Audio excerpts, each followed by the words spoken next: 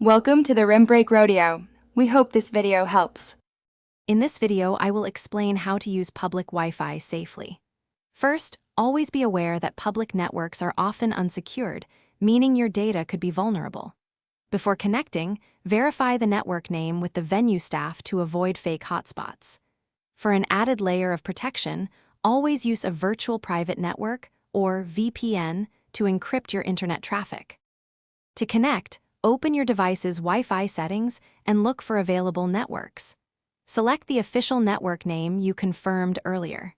Some networks might require you to accept terms and conditions or enter a password on a splash page.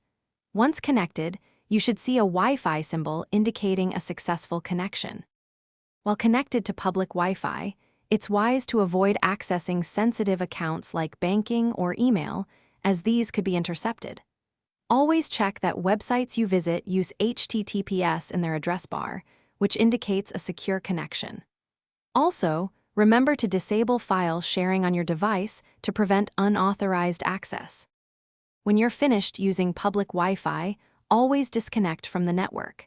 It's also a good practice to forget the network in your device's settings so it doesn't automatically reconnect later.